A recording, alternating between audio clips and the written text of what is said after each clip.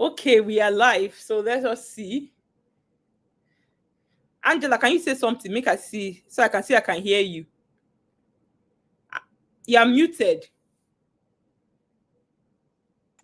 Hello, Zeno. Hello. Okay, I can hear you. Let me see if I can add Instagram.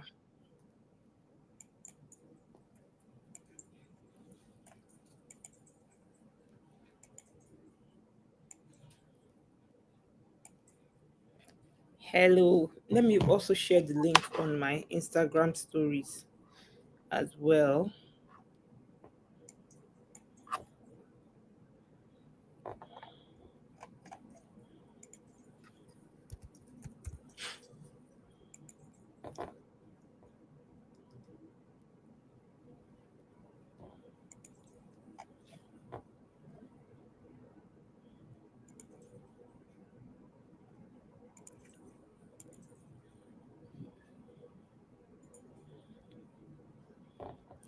How can I share this link right now? Hello, good evening. Welcome. I'm just trying to copy the link so I can share the link. Hello, good evening. Welcome. I'm just trying to copy the link so I can share the link. Hello, good evening. I'm hearing myself multiple times.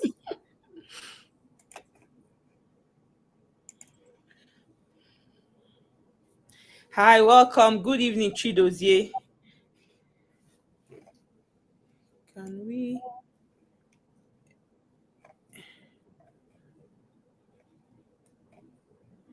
Okay, let me see if I can add Instagram. Okay, we may be able to go live on Instagram too.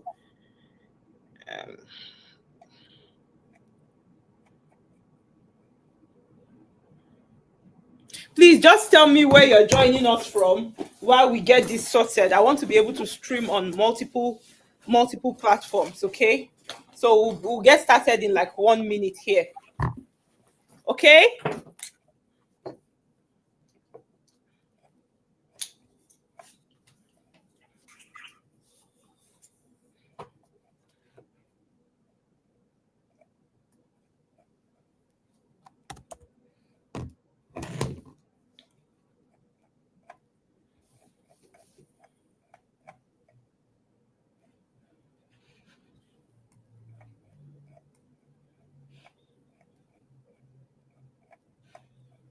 What do we call this title? Breaking down the recent Canadian immigration policies.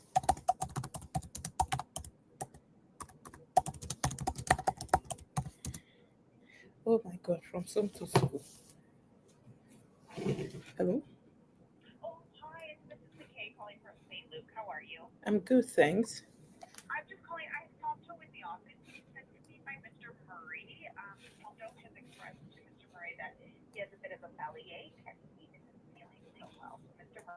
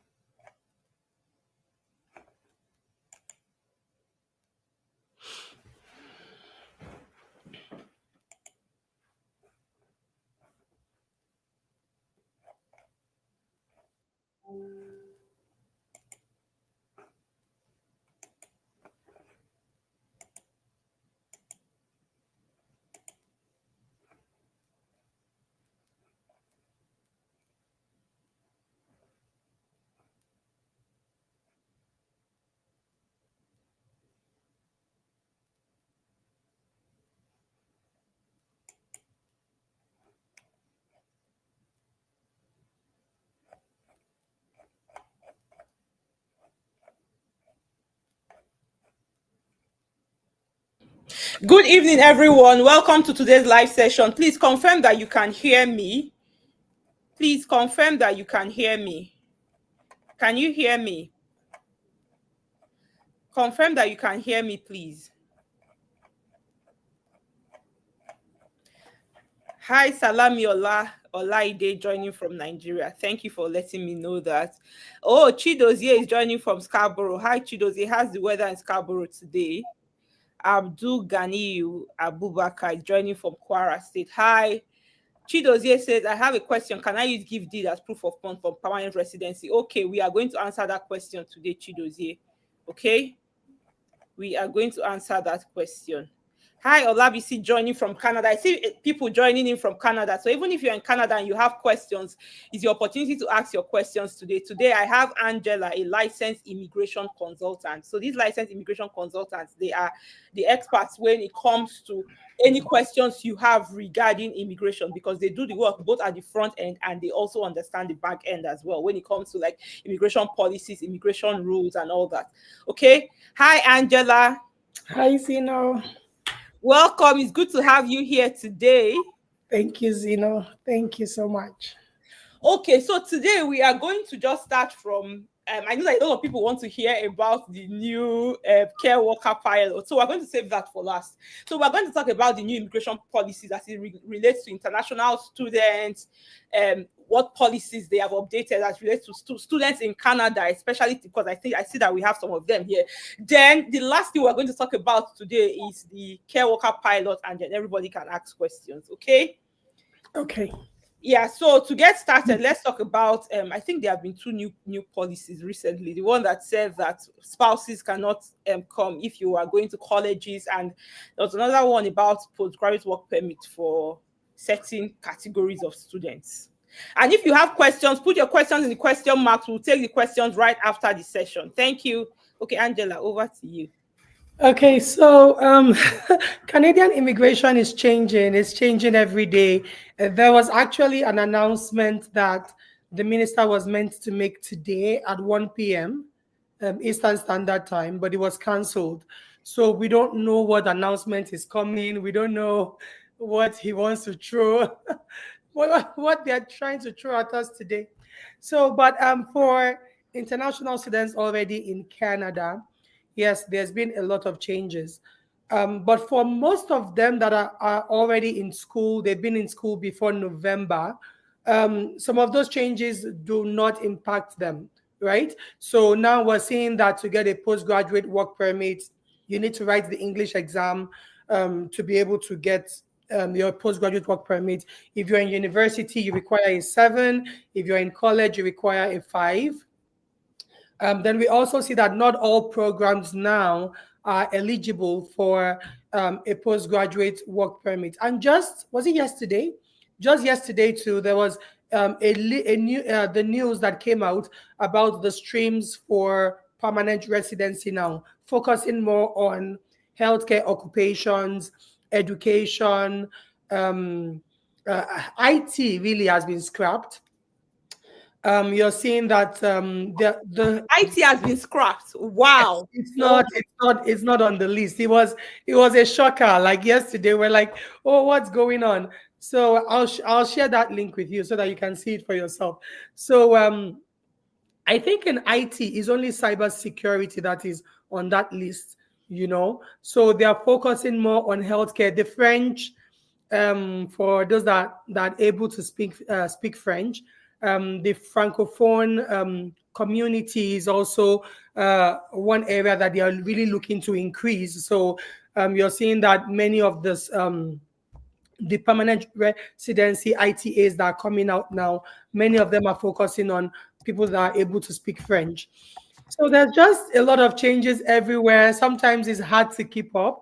But then if they're like specific questions, then I'll be able to focus on that area and talk more about it. So also, yes, as you mentioned, international students that are doing a PGD are not able to bring in their spouse anymore on a spousal open work permit, but they can still bring their children, right? If they have children, they are still able to bring their children. And even those that are able to bring their spouses, maybe those doing like the master's program, there are certain courses that you'll take that would qualify you for that. So you need also to meet the criteria. Even though you're doing a master's program and you're able to bring your spouse, there are certain criteria that you also need to meet. before you'll be able to bring your spouse. Wow, this is why I always tell people that with immigration you have to act fast. Like I was talking to somebody today, him and his wife, they met me at Dollarama and they're like, oh, Dr. Zeno. So we exchanged numbers and he called me today. And the first question I asked him, are you and your wife in the express entry pool? And he said no. I'm like, and they are getting towards the end of their work permit. I'm like, you have to get in there right now. Like with immigration, you need to act fast. There is no time to There's no before time you to sleep and wait. wake up tomorrow. Something has changed. So you have to act fast. It's very important. Okay, I know a lot of people are waiting for this one. Let us talk about the caregiver, care worker program. But when I posted it, some people were not like, now wow, all these people have collected money to pay. People have paid for say report. We're like, before go plenty this period though. I was like, wow. So I think that there was a lot of miscommunication around this caregiver, care worker pilot. Like even before they released the details, some people were already talking about like they are the Minister of Immigration. Okay, so can we talk about that for a bit? And also, there are a lot of people in Canada who are thinking they're already in Canada, maybe they're on the work permit or current students. They want to know if they will qualify. So yeah. Okay, so I'll first talk about the general information, the one that everybody can see online. And there's some specific information that you might not necessarily find online. So yes, I know that there's been a lot of buzz about the HCCP, people paying for job offers and all that.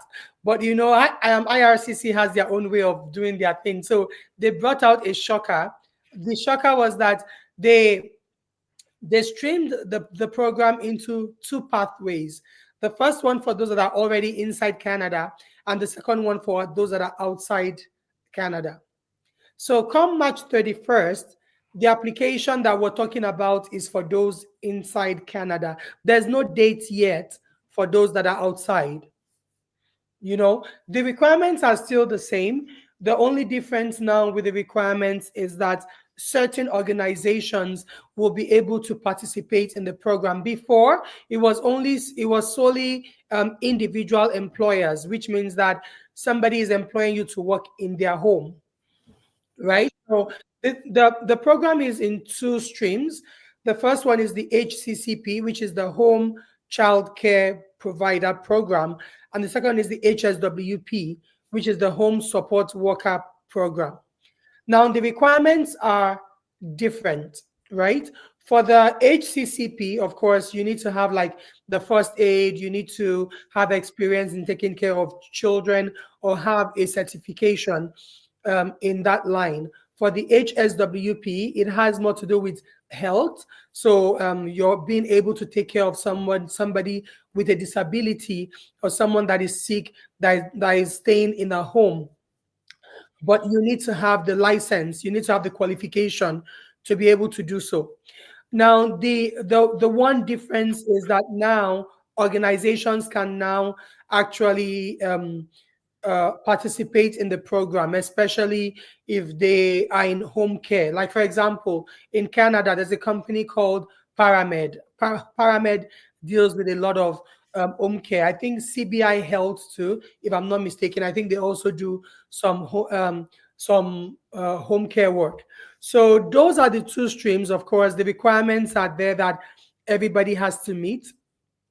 But for those that have paid people to get them job offers, well, unfortunately, you still don't know what is going on, right? Because it's only for those inside, not for those outside. Eventually, as they said, they would open that space for those that are outside Canada, but we don't know yet. There's no announcement surrounding that yet. So yeah, I know that there are many questions. I wouldn't want to spill so much. So as they ask questions, I guess I would answer them that way. Or did you want me to talk more about it? Yeah, so I was going to ask you a question about in terms of the requirements. What is the requirement for the employer? Because I've heard a lot of things. Some people say the employer has to have $100,000 as savings in their account. I've heard a lot of things on the streets of Instagram. So there's a lot of misconception. Yeah, I know that many like in Nigeria, you know how you have all these agents that are Yeah. on license. They've been giving people different stories, and well, unfortunately, people like to hear what they like to hear. So you have your requirement as an individual, right? As the applicant or as the employee, but your employer also needs to meet certain requirements. One of the big requirements for the employer is that the employer should be able to prove that they can pay you. Now, those putting an amount to it, I guess they're doing that just based on their own calculations. So, for example, someone might say, if I want to employ somebody and I'm making 60,000 a year, I'm just using that as an example. Now, this is just an example. Please don't go quote me. So, so if I'm making 60,000 a year, okay, let's say Zeno is making 60,000 a year, and Zeno wants to employ me as a child caregiver. If Zeno is saying that I want to employ Angela and I'm paying Angela 40,000 a year, the question is, okay, you make 60,000, you're paying Angela 40,000. Is 20,000 enough for your mortgage, for your bills, for Yeah. all of that? The answer is no. So let's say Zeno is making 150,000 and Zeno says I'm paying Angela 28,000 in a year. Well, that makes more sense because then you still have a lot left. So now, for example, one thing I've seen people do is that if say your employer is in the province of Ontario, the minimum wage in Ontario is $17.20, I believe. Yeah. So your employer employs you, and your employer is like, well, to make sure that I'm able to pay you, since working 30 hours a week is considered full time, I'm going to employ you, but you'll be working with me 30 hours a week. Now, if you make $17.20 every hour, working 30 hours a week, in 1 year is about $26,000. Okay. So that is a way that people are coming. So instead of working, if you work 40 hours a week, it will come to about 38,000. So just reducing the number of hours could help an employer have the capacity to afford hiring a caregiver and paying them for the duration that the caregiver decides to work for them. Another key requirement is that if you're doing the HCCP, then the employer needs to have a child, or they should have children, right? If they don't have children, there's nothing that you're going to do at their home, right? So that program would not work. If they have someone that is sick, then of course, then the HSWP would work in that instance. The income that many people are talking about, for those in Canada, you probably would understand this better. They'll be looking at the line 15,000 of your notice of assessment. That is your net income for the year, right? What is your net income? Your net income shows that, okay, you've made this exact amount of money and you'll be able to pay somebody. For a business, the requirements are not out yet, but I want to believe that they probably will be looking at not only the revenue, but your retained earnings. And this is just my own speculation of what the requirements might be like. So those are like the basic requirements that the employer must have. Then, of course, they need to have a business number as an employer as well. So it's not just about paying, because if you pay somebody and your employer doesn't meet the requirements to employ you, the income requirements, or let's even say they've not filed their taxes in 5 years. Those are things that could impact your eligibility or the ability for you to get into that program and successfully complete it. Okay. So, yeah, I guess it's Okay, a lot of sounds good. I was information. just looking Just look at that. Yeah, I was just looking at some questions here. Okay. Somebody's asking this question, but the question doesn't seem clear, but I'm going to read it. Maybe you understand it. The home, does it have to be the home of the individual or the home provided by the organization you are employed with? Does it have, so if you're working for an individual, it has to be the home of that person. If you're working for an organization, the organization has to be involved with home care. With home care, you go to different people's houses because you have clients in different places, right? So, for example, the reason I talked about Paramed is because I worked with Paramed about 10 years ago as a scheduling coordinator. So what we do is that we schedule nurses and PSW to go into people's homes to care for them. So in a day, you could go to like the house of like 5 people. You could go to the house or like maybe 4 people or even 10, depending on how many hours or how many minutes you use in one place. So for the individual, it has to be the individual's home. For the employer, they have to be involved in home care. um, More information is not out yet about the employer requirements. So but the basic requirement is that they should be involved in home care.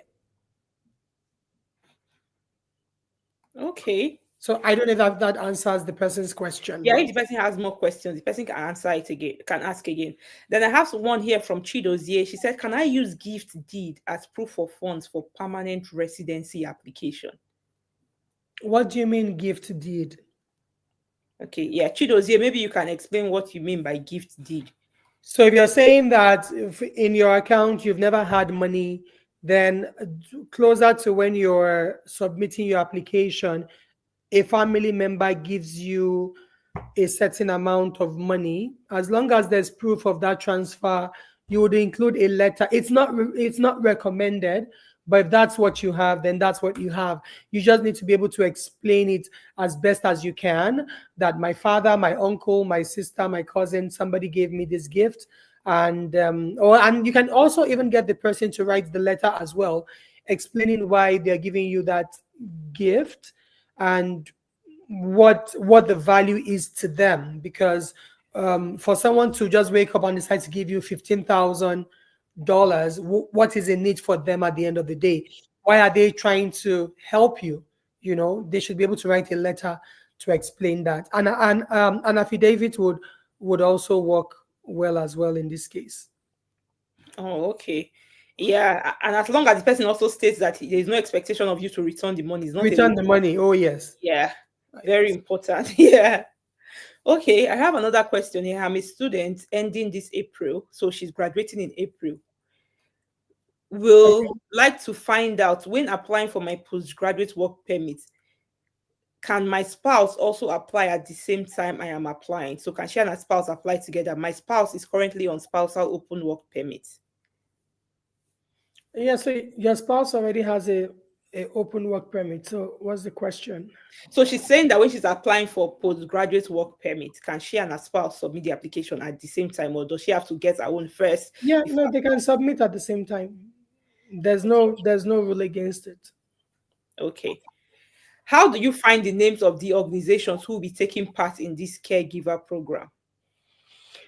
Is every organization, so it's not like the AIP where you have a list of organizations that are participating.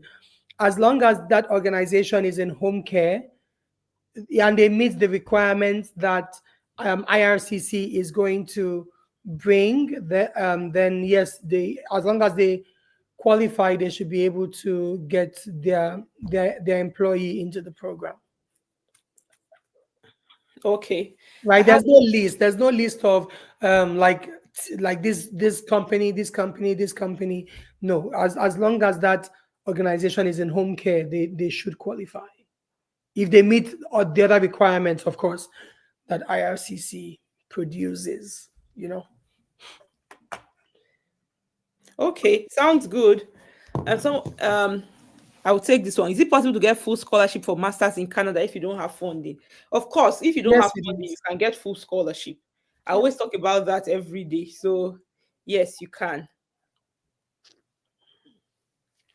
Okay. So people that have family members in Canada, let's say they have siblings or relatives, if their relatives meet the requirement, can they like give them this letters? Like, Yeah, so if you have a family member, your sister, your mom, your like if you have a family member and they meet the requirements and they are willing to employ you, by all means, yes, there's no restriction saying that a family member cannot employ.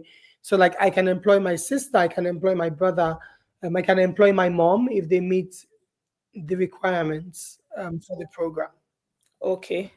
Okay, I have another one. She said, must the 6 months relevant training credential be from Canada or from one's home country? How many years credential is considered recent?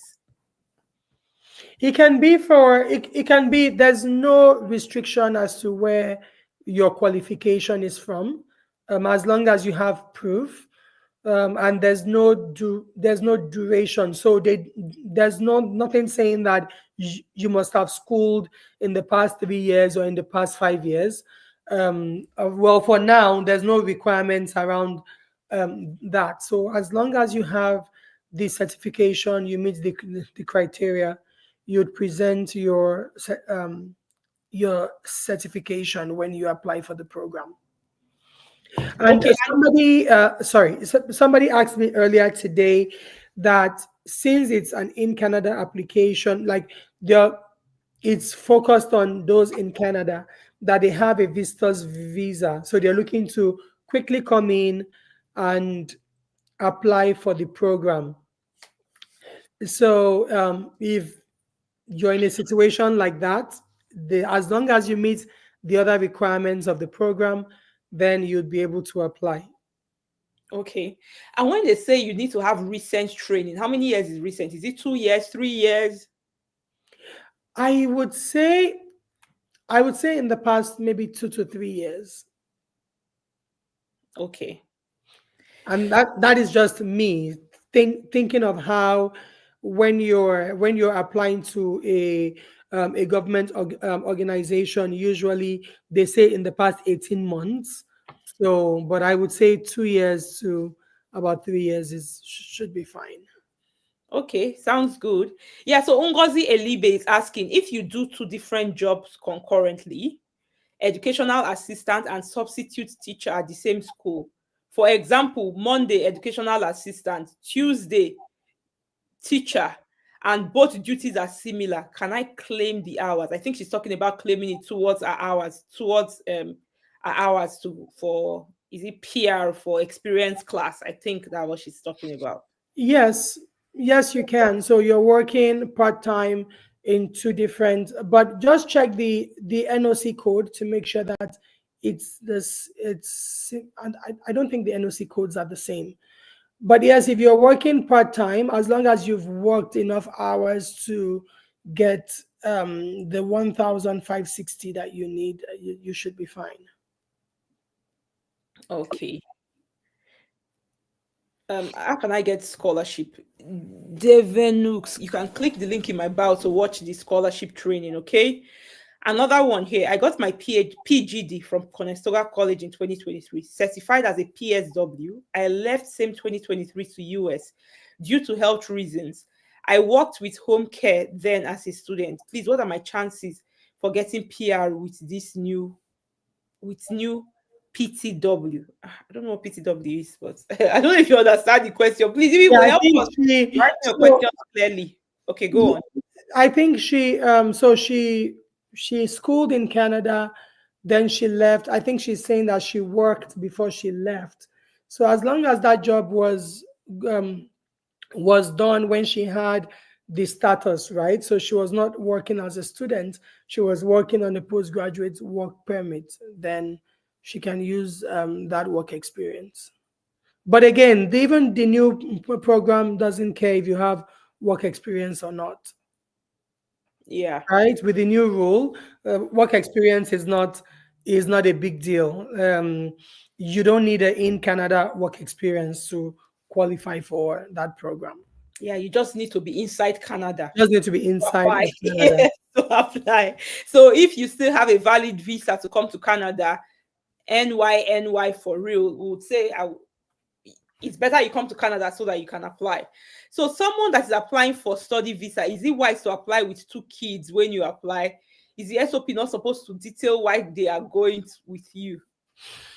Well, if you have children, depending on the age of your children, it's fine to apply with them, especially, but you should ensure that you're able to meet the financial requirements, right? So if you're applying for one person, it's different when you're applying for three people.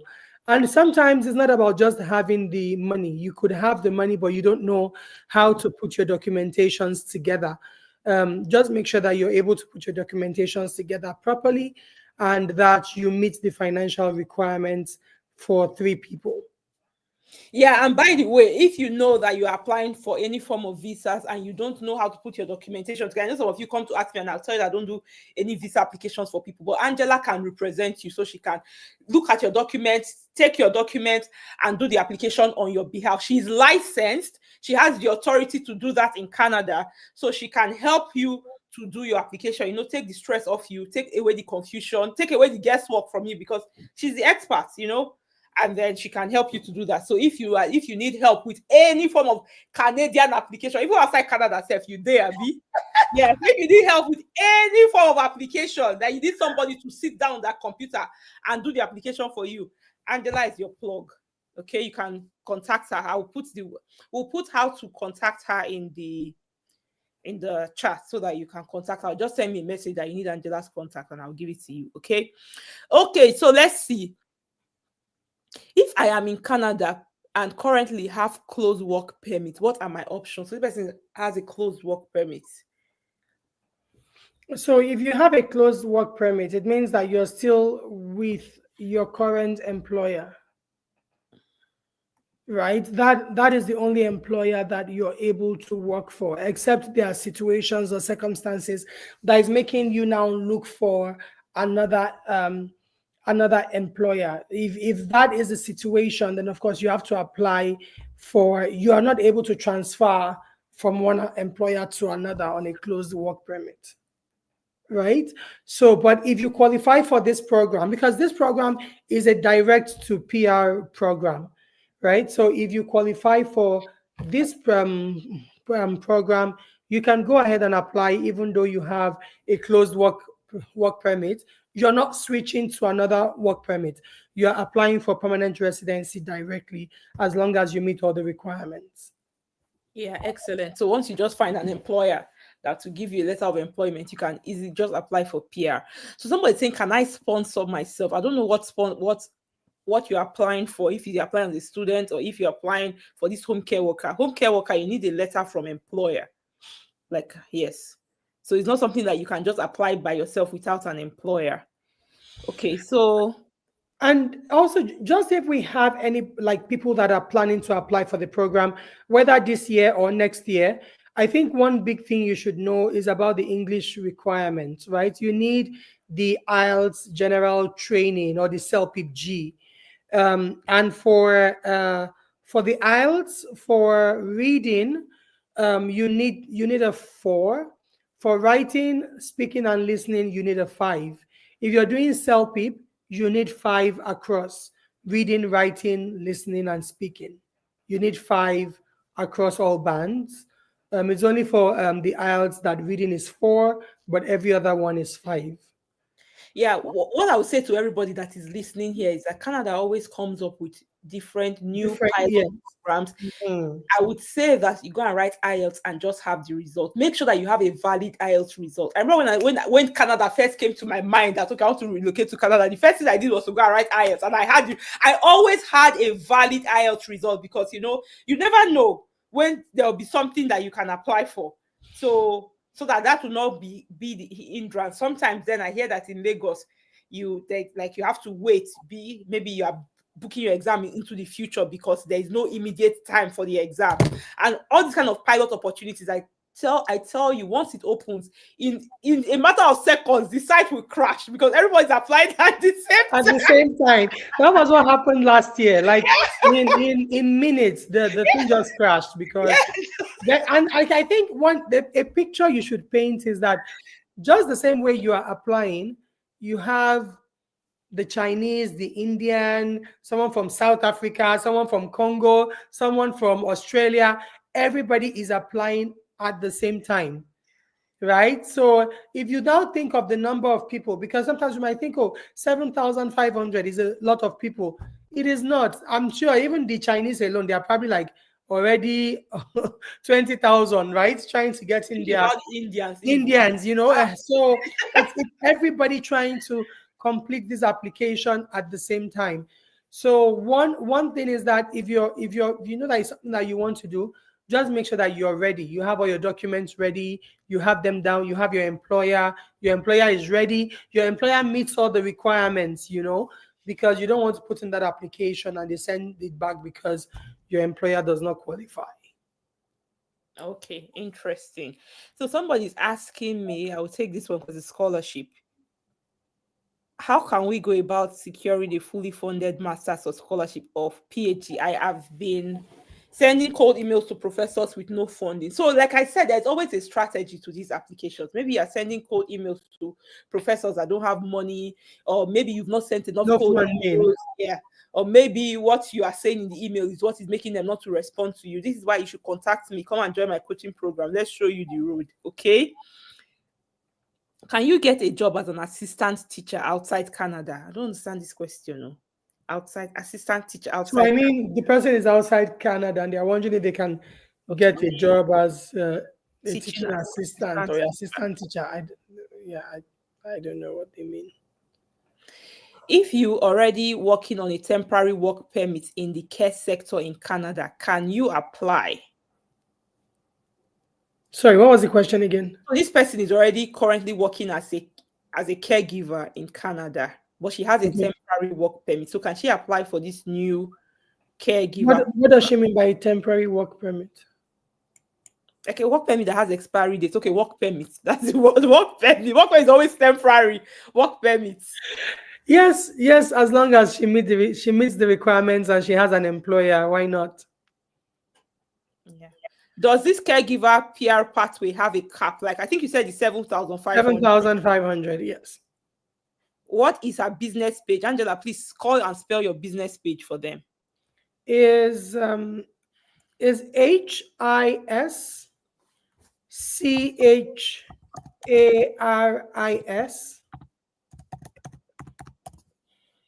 Iscaris Immigration. Okay. I am currently studying PSW at Conestoga College, Brantford. Please, can I apply for the program while still studying? So if she has an employer, can she apply while she's still a student? If she meets the requirements, why not? Okay. I think the bottom line is as long as you're in Canada, you meet the requirements. You meet the requirements, yes. I have a full-time job offer. I have English and Ontario PSW certificate, and I have postgraduate diploma results too. Okay, there's no question with that, but okay, that's good. So I think one thing that I should bring up is that if you have work experience as a HSWP, you cannot transfer that into the HCCP.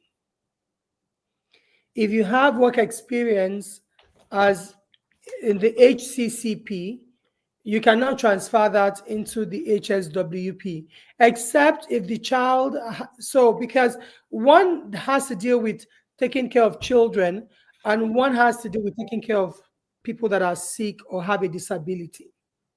So that you don't make the mistake and try to, you have, for example, if you have experience and certification as a personal support worker, the HSWP would work better for you than the HCCP. I don't know if what I'm saying makes sense, but I think it does. So when you're doing your application, be careful so that you're actually following the right stream and you're not trying to interlock or interchange one stream for the other because you think, oh yeah, I'm a personal support worker now. That means I can take care of children, and you go get a job offer for HCCP. They are different. Okay. At the time of applying, do I need to be living in the same city with my employer? No. Okay. Yeah. If you come into Canada as a visitor for the purpose of applying for this program, can you leave the country during the approval process, or must you stay in Canada until after the PR is approved? I believe you can be you can be anywhere you want to be. There's no rule saying that it's saying that you have to be in Canada for the entire process. It would make sense to just stay put, right? Then for someone that has a visitor's visa that is coming in just for the program, I'll be very careful with that because of the stream is called Workers in Canada Stream. Okay.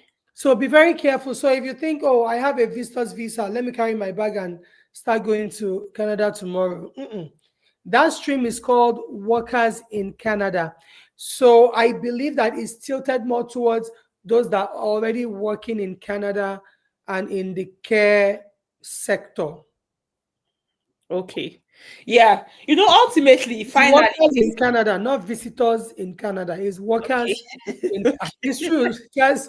And people should just be careful. I had a session last week and I was joking. I'm like it's like job offers don't walk the streets of Canada. You won't see job offers walking and calling you that, oh, I'm here, come and take me. Because one thing is to get a job offer, one thing is getting a job offer with someone who actually qualifies to offer you that job, you know. So yes, in just going through this program, you just need to be really careful. Okay. This is a very good question. If you get approved and given a PR for the caregiver pathway, will working in another sector after the PR is given affect your Canadian citizenship in future? No, no, because in life, career paths change, right? It changes. My like so you could be you could be a nurse, right? And Yeah. along the way, you take interest in accounting, and you're using accounting as a side business. Like, oh, I want to be able to help people file their taxes every tax year and make money from it, but I'm a nurse. That is completely fine, right? So when you become a permanent resident, with this program, it doesn't restrict you from doing something else, right? But now your intention, because the way this program is, for you to actually do this program, especially for the HSW, it has to be something that you are already in, right? If you're not a home support worker, like how can you take care of someone with a disability? It's not like babysitting or like childcare, you know. And I'm sure that as time unfolds, all these requirements would come out and they will be more clear. But the basic requirements now that to stop all the buzz is like the current application is only for workers in Canada. Okay. Okay, you heard that. So now the next question. Previously, those applying to colleges were to submit attestation letter with their visa application. So I wanted to know if this is still applicable to master's applicants that have gotten admission from a university. The people for master's degree need to So submit. when did you get your so when did you get your admission, and what program are you taking? Okay, Rose King, let us know, when did you get your admission and what program are you taking so that we can answer that question. Okay. Olabisi Adewoye said you did the application. Okay, well, Angela, that's one of your clients. Oh, She's sharing her success story. That's good. Then Charlotte is asking, is there an age limit to apply for this home caregiver program? Okay. no, no, there's no age limit to apply. I have a friend that is employing her mom. Yeah. In Yeah. fact, there's one of my friend who doesn't have a baby yet. Like, she looks forward to having a baby so that she can employ her mother. She's like, I can't wait to employ my mom. Yeah, Okay. so uh, Um with a CGPA of 2.83, can I do a master's degree? So it depends on what scale your CGPA is. In the US, with your CGPA of 2.83, you can do a master's degree. In Canada, there are specific requirements because they want to see your CGPA in the last 2 years of your study. And again, I don't know if your CGPA is on a scale of 4 or on a scale of 5. So you can send me a message and we can chat more in my DM regarding that. Okay. Yeah, I actually saw that once where one of my clients, the CGPA was out of 4. I'd never seen that before. Oh yeah, they have them. Yeah, but she's schooled in Ghana. Yeah. So she had a 2.84 out of 4. I was like, oh, because I'd always seen 5. Yeah, in Nigeria is 5, yeah, but in some other countries on a scale of 4. Yeah. Yeah. What can I include in my application for immigration to allow my 2 smallest kids to accompany me on a study permit in Canada? We see a lot of study permit related questions. What can you include in your application? Yeah. So you're like, how old are your children? Are they going to be getting a visitor's visa or a study permit? Have you looked at schools in the area where you're going to know that, okay, these are the names of the schools that they'll be attending? Do you have the financial requirements, like that extra money for them? You need consent from your spouse that you're taking them with you. I think that's, and you need their application. Okay, talking about this concept, I get this question a lot. There are some single mothers that they don't even know where the father of their children is. Some of them, like, they don't know, they cannot contact them, they cannot reach them. How do these people get consent, or how do they cross over that consent requirement? So in a situation like that, if you're able to back your claim with proof that this is somebody that I've not had communication with for the past 10 years, like I don't know where he is. I've looked at Facebook, you can do, like, take screenshots, put all those things together. You would make it like a portfolio, a document that shows like every effort you've made to find this person or contact them, and you're not getting any response, and you use it. It would be bad to go forge a signature, because I had somebody that came to me 2 weeks ago. They were not with the father of the child anymore, and they had submitted a consent letter. So IRCC got back to them and said, we need a proof of his passport to compare the signature, right? To show that he's the one that signed these documents. She had a copy of his old passport, which she sent, but they said because the passport was expired, it was invalid, they needed her to provide a new passport, like a current document with his signature. So you can always explain what the situation is. You put timelines. When you put timelines, it would also help.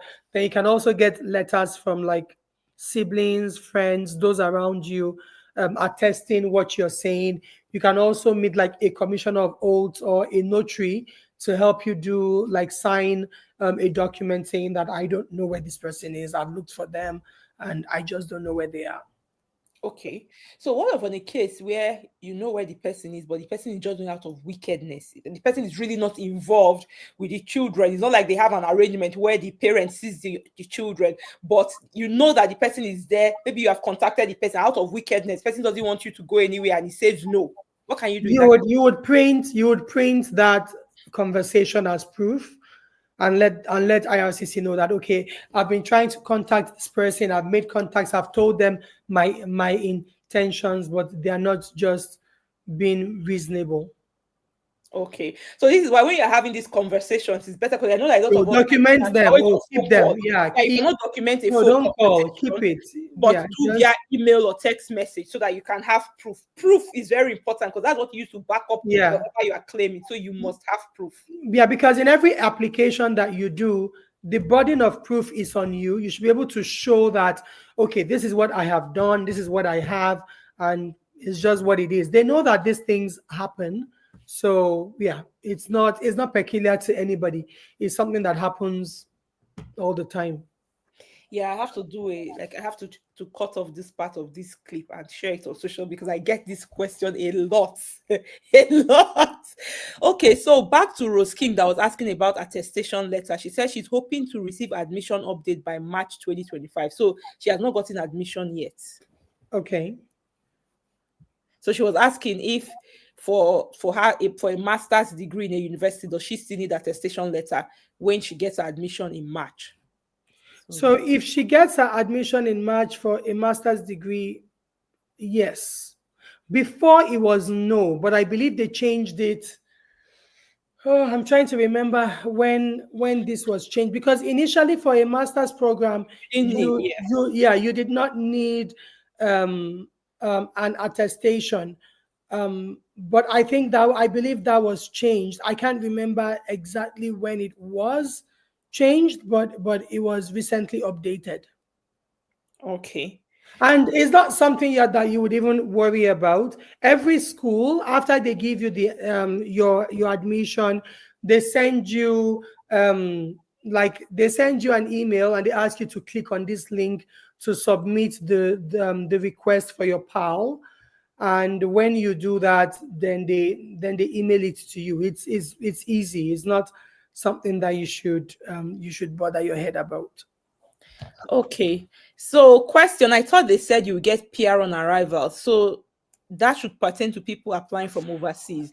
Yeah, they just made that's for those applying from outside.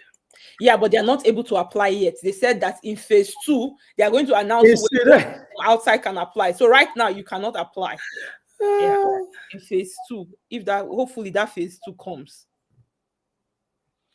Please, can Mrs. Angela shed more light on applying to colleges/university? She mentioned, if I'm correct, that students that attend colleges can bring their spouse and children. Please explain. Well, actually, she said you cannot bring your spouse. I said you can't bring your spouse, but you can bring your children. You cannot bring your spouse. You can bring children if you are going to college. Let me say that clearly. Okay, Angela, please continue. Yeah, so you're not able to bring your spouse, but you can bring your children. The only way your spouse can come is if they come with a visitor's visa, but then they're just a visitor. They won't be able to work or do anything. So yes, you can come with your children, but not your spouse. And if your spouse comes on a visitor's visa, they have to leave every 6 months. Every 6 months, yes. Otherwise, they ruin their chances of getting anything. And another thing is that for those that would even come with their spouse, if your spouse comes with you and maybe they don't want to leave to go to Nigeria, there are many countries that Nigerians can go without having with their Nigerian passport. Sorry, I think Barbados is one of those countries, I believe, that you can just quickly go and come back. The flight is not expensive. So people do things like that. You just go, if you have a US visa, you go across the border into the States and come back. If you don't want to go like far away back to Nigeria. Okay, sounds good. Another question, Amanda, you're asking very good questions back to back. Can I apply for more than one person? So she's asking if, as an employer, can you employ 2 nannies? Let's say you have 3 children and you be like, one nanny is not enough. I need more than one nanny for my 3 children. It's your money that is even if they look at your notice of assessment and you're making 300,000, 500,000 a year, and you want to pay somebody 25,000, why not? Oh yes, you can employ as many people as you want, as long as your income, one nanny per child, as long as your income meets the criteria. Why not? Okay, then must I be a permanent resident or a Canadian to be able to hire someone for this caregiver program? So if you are on a work permit, can you hire somebody? It's if you're on a work, if you don't even have a permanent status yourself, there's no rule around it, but I would say I would assume that it's tilted more towards Canadians and permanent residents, because a temporary worker employing a temporary worker, somehow yeah.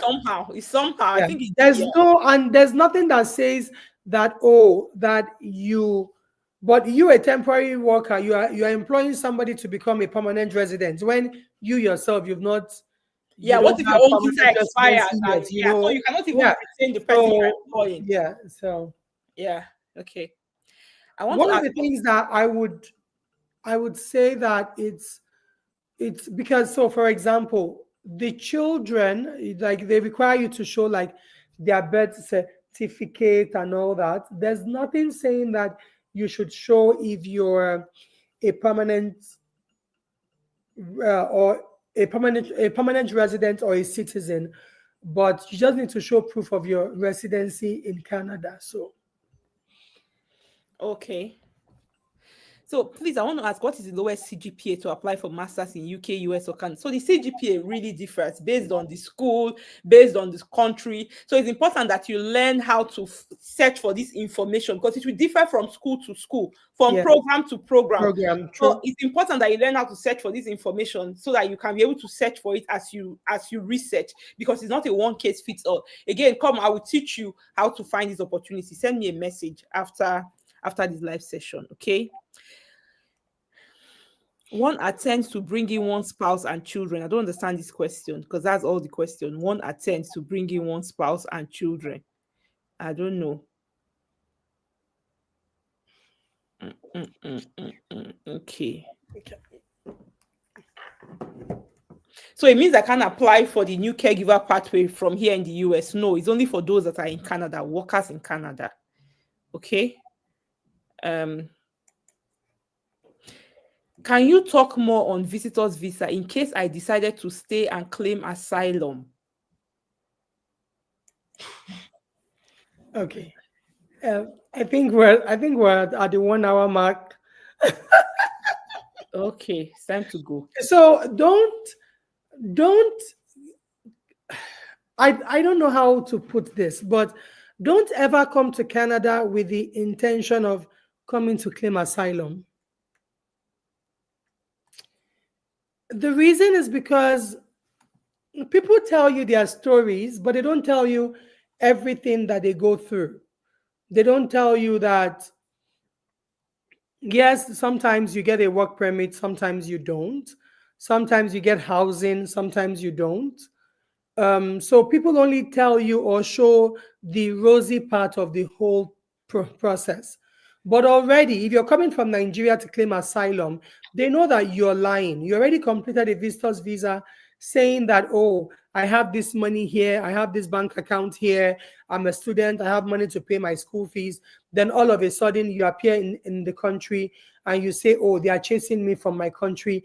Then you begin to put together a profile of lies that it would be hard for you to even keep up with those lies.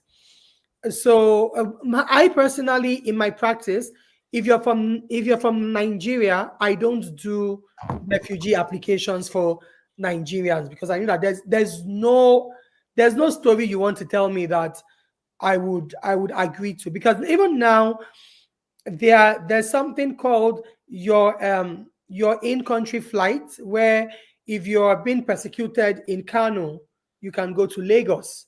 If it's in Delta, you can go to Anambra or something. So you'll be able to go to other areas inside your country where you don't have to take a plane and fly to a different country to claim refugee.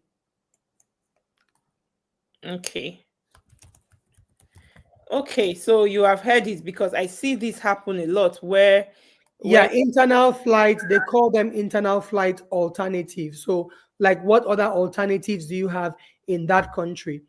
And they've been sending a lot of people back, many people that claimed refugees. So, some of you that even have friends that claimed refugee, maybe they've sent them back and they're in Ghana. the friends They'll don't just even, a tell lot you, of people don't tell what they they'll are just tell you that they are package. still in Canada. Meanwhile, maybe they are in Togo or Badagry. I'm telling you. And sometimes Serious. before they deny this claim, it may have taken like 10 years. Your life has 5 been on hold years, for 10 wasted years, and time. they will deny No, it, and you still have to go. wasted time. Then you now be hiding in neighboring countries. You Yeah. know, it's not as rosy as you see some of them sleeping outside in the snow because there's nothing for them. There are no homes. There's nothing. There's no money. Yeah. Okay, we should be rounding up this session soon. I lost all the comments on Instagram, so we should be rounding up soon.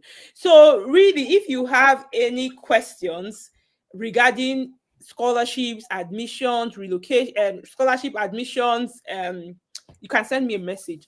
If you need somebody to do your application for you, or you want to brainstorm on this Canada Caregiver program, you want to brainstorm on doing your study visa application, your PR application, you're already in Canada, even if you're in Canada as a student and you are confused on what pathway to go, Angela can work with you to look at your profile, your qualification, and explore which pathways for you to apply. You know, there are so many provinces in Canada. There are so many provincial nomination programs in Canada. I see that a lot of people don't explore these provincial nomination programs. So these are some things that she can work with you. She will charge you consultation fee, but I tell you that you would walk away with a plan. If you want to go and do it yourself, or if you want her to do it, she will show you. You people will have a plan to work together to achieve your desired goal. Like I said, when it comes to immigration, you have to act fast. There's no time to waste. There's no time to be there hoping. Do IELTS, do it quickly, do whatever you want to do quickly. And one thing I would say about IELTS is this: as Nigerians and many of us from other English-speaking countries, we go and we say, now English, they speak now, it's just English. A lot of people don't even meet the minimum requirements for IELTS. Even if you speak English, you'll be surprised how people fail the exam. Well, not necessarily fail, but they don't meet what the cutoff is. And yeah, especially if you are using it for express entry, the higher your English score, the higher your points that you will get. So I would always tell us that, read, study for it like your life depends on it. When you are going to do an exam that you really want to pass, the way you will read hard, that is how you should study for your IELTS, because you don't want to do it and then you don't meet the cutoff and then you see them inviting all your mates to apply and you are just there behind. That kind of thing is very painful. Okay, so thank you all for joining me in today's live session. If you want to connect with Angela, and we've said that her profile is Caris Immigration. If you're not able to find it, send me a message and I will send you the link to her profile. Okay, you all take care and we'll see you. Angela, do you have anything to say before we go? No, I guess it's just like I always say when we have sessions, that immigrating to Canada is a strategy, and the earlier you move, if it's something that you really want to do, the better, because rules change every year, laws change every year. A new government is coming in soon, and of course things will change as well. But if funding is ever an issue for your immigration dream, then you can explore scholarships. There are many of different scholarships that they give to international students, and those are things that you can explore to help you in your educational journey if you're looking to study outside of Canada. But also one big thing is that avoid unauthorized agents. And this is not because people want you to sign up with them. No, the money you're going to pay them, trust me, is not going to turn their whole life around, but it's for your own good, because anybody filling an application for you that is not you is impersonating you. So if anything were to go wrong, immigration will hold you responsible, because when that application was completed, the person said they were acting as you. So immigration thinks it is actually you that completed that application. Sometimes, Angela, sorry, let me say something here, because I don't think the people understand the gravity of what you have said. So Angela now is a licensed immigration consultant. She's licensed in Canada. Immigration Canada, they know her. She has a code. They can look for her. So if Angela does application for you, she's not doing application as you. She's doing it as a consultant representing you. So if, let's say, Angela, I know she would not do that, but let's say she submits a bank statement that is not yours, and because of that, you get into some sort of trouble. You can now tell Canada that, no, it wasn't me, it was this person that did it. They can look and then you are absolved from it. They'll say, okay, yeah, it wasn't your mistake, it was somebody else that did it. Because she's licensed to do that, so they will have that issue with Angela. But if you use somebody that is not licensed, all those people in Nigeria, they are applying as you. because they don't have access to the portal to represent you. So they're applying as you. So any mistake that is made, immigration would say it is you because you are responsible. So you are the one that will get into trouble for whatever it is. And most of the time, they'll give you 5 years ban. So you want to be careful. Okay. Yeah. All right. So yes, but if you have scholarship questions, of course, Zeno is always there for you. And yeah, if you're getting an employer, just make sure that they meet the eligibility requirements, and don't pay anybody to get you a job offer. Job offers don't work the streets of Canada. Don't pay anybody to get you a job offer, except if you have somebody and they're willing to employ you, and you know that, okay, yes, this person is a family member, they meet these requirements, and they are actually able to employ me, But yeah, that's it. Thank you so much, Zeno. Thank you for today. All right. Thank you. You all take care, and we'll be Bye, back everyone. next time. Okay. Bye. Bye.